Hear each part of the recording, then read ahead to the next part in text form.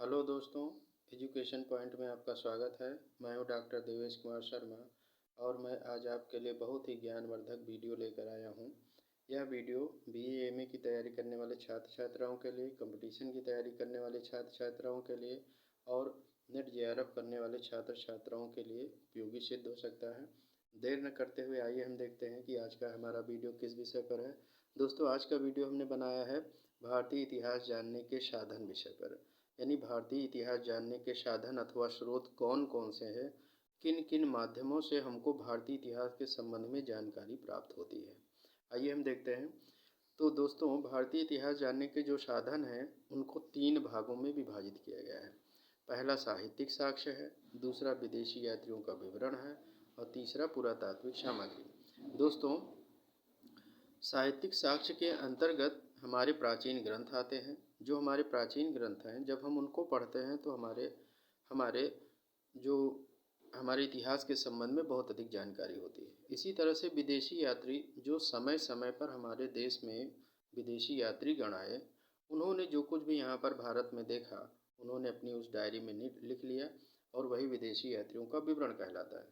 चाहे वो किसी भी उद्देश्य से आए हों, चाहे वो किसी राजा द्वारा भेजे गए दूत हों या किसी आक्रमणकर्ता के साथ में आए हों या भारत भ्रमण करने के लिए आए हों, तो उन्होंने जो कुछ भी भारत में देखा उन्होंने उसे अपनी डायरी में लिख लिया और वही आज विदेशी यात्रियों का विवरण समझा जाता है। तीसरी कोटि में पुरातात्विक सामग्री आती है। पुरातात्विक सामग्री वो है जो जो प्राचीन सामग्रियाँ हमको मिलती हैं, उसके अंतर्गत अभिलेख, स्मारक और मुद्राओं को रखा गया है।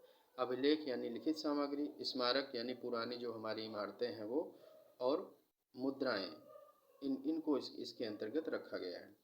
तो दोस्तों, हम ये देखते हैं कि भारतीय इतिहास जानने के साधन को 3 भागों में विभाजित किया गया: साहित्यिक साक्ष्य, विदेशी यात्रियों का विवरण और पुरातात्विक सामग्री। पुनः जो साहित्यिक साक्ष्य है उसको भी 2 भागों में विभाजित किया गया है: धार्मिक साहित्य और लौकिक साहित्य। धार्मिक साहित्य वो साहित्य है जो जो किसी धर्म से प्रभावित है, यानी जो हमारे धार्मिक साहित्य हैं, धर्म को ध्यान में रखते हुए जो लिखे गए हैं, इसके अंतर्गत हमारे ब्राह्मण साहित्य हैं और ब्राह्मणेतर साहित्य हैं। ब्राह्मण साहित्य का अर्थ है जो ब्राह्मण धर्म से संबंधित ग्रंथ हैं उन्हें ब्राह्मण साहित्य कहा जाता है। और ब्राह्मण साहित्य के अतिरिक्त, यानी ब्राह्मण धर्म के अतिरिक्त अन्य जो भी धर्म उस समय हुआ करते थे उनसे संबंधित जो साहित्य लिखा गया है, जो किताबें पुस्तकें लिखी गई हैं, उन्हें ब्राह्मणेतर साहित्य कहा जाता है।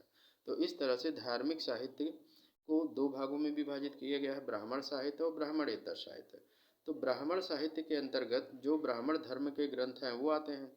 उसके अंतर्गत वेद, ब्राह्मण ग्रंथ, आरण्यक, उपनिषद, वेदांग, सूत्र साहित्य, महाकाव्य, पुराण, धर्मशास्त्र आदि आते हैं। इसी तरह से ब्राह्मणेतर साहित्य के अंतर्गत दो धर्मों के ग्रंथ आते हैं: बौद्ध धर्म के ग्रंथ और जैन धर्म के ग्रंथ। बौद्ध धर्म के ग्रंथों में त्रिपिटक, जातक, मिलिंद पन्नु, कथा वस्तु, ललित विस्तार और दिव्य अवदान आते हैं।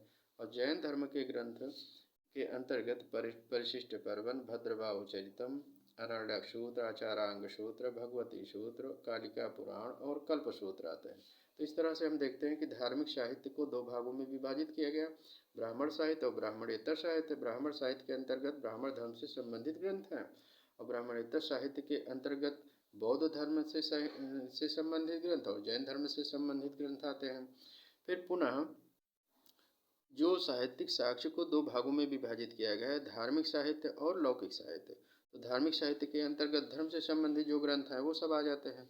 लौकिक साहित्य के अंतर्गत जो धर्म को ध्यान में न रखकर ऐसे ग्रंथ लिखे गए हैं वो आते हैं। तो इसके अंतर्गत कौन से हैं? ऐतिहासिक ग्रंथ हैं, अर्ध ऐतिहासिक ग्रंथ हैं और ऐतिहासिक जीवनियाँ हैं।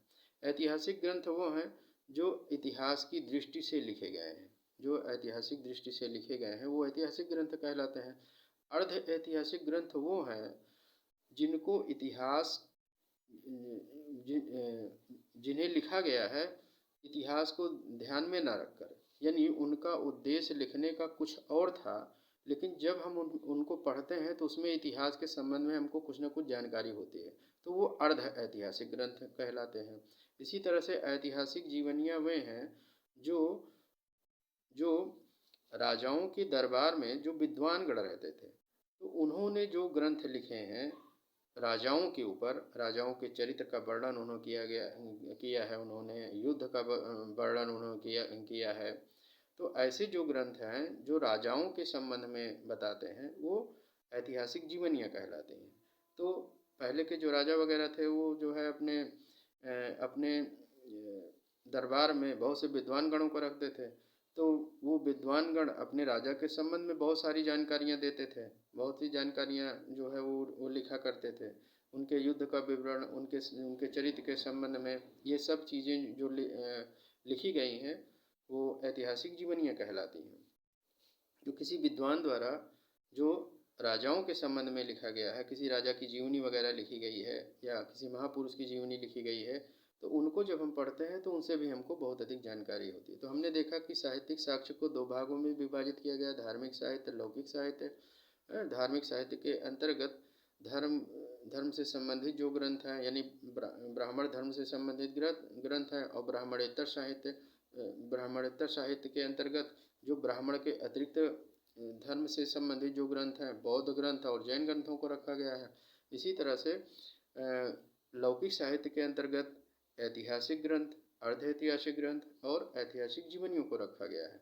पुनः हम ये देखते हैं कि दूसरे भाग में हम चलते हैं, जब देखते हैं तो विदेशी यात्रियों का विवरण। विदेशी यात्री वो यात्री थे जो भारत में आए हुए थे और वो भारत में लंबे समय तक रहे, और रह कर उन्होंने जो है भारत में जो कुछ भी देखा उन्होंने उसको लिख दिया है।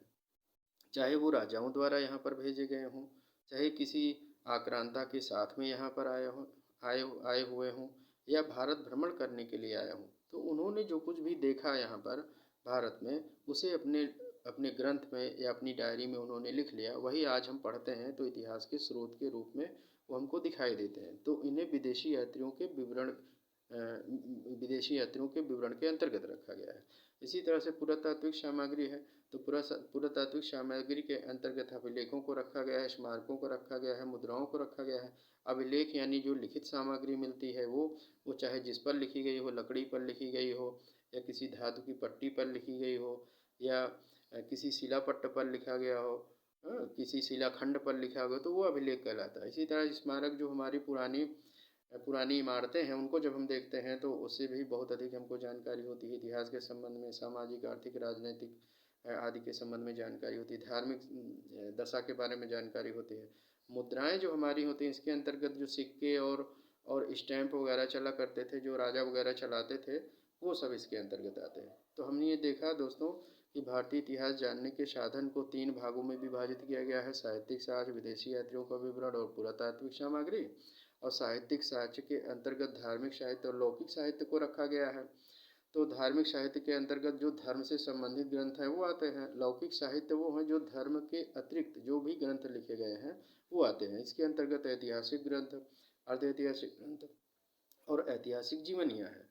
और पुनः विदेशी यात्रियों का विवरण है, फिर पुरातात्विक सामग्री है। तो विदेशी यात्रियों के विवरण में वो यात्री जो भारत में आए भ्रमण करने के लिए, उन्होंने जो कुछ भी देखा वो लिख दिया है, तो उसे विदेशी यात्रियों का विवरण कहा जाता है। इसी तरह से पुरातात्विक सामग्री है जिसके अंतर्गत अभिलेख, स्मारक और मुद्राएं हैं। दोस्तों ये वीडियो मैं यहीं पर ख़त्म कर रहा हूँ और इसको विस्तार पूर्वक आगे अगले भाग में मैं लेकर आऊँगा। और अगर यह वीडियो आपको अच्छी लगी हो और ये आप चाहते हो कि खूब अच्छी वीडियो हम आपके लिए लेकर आएँ, तो आप इस वीडियो को लाइक और सब्सक्राइब ज़रूर कीजिएगा। धन्यवाद।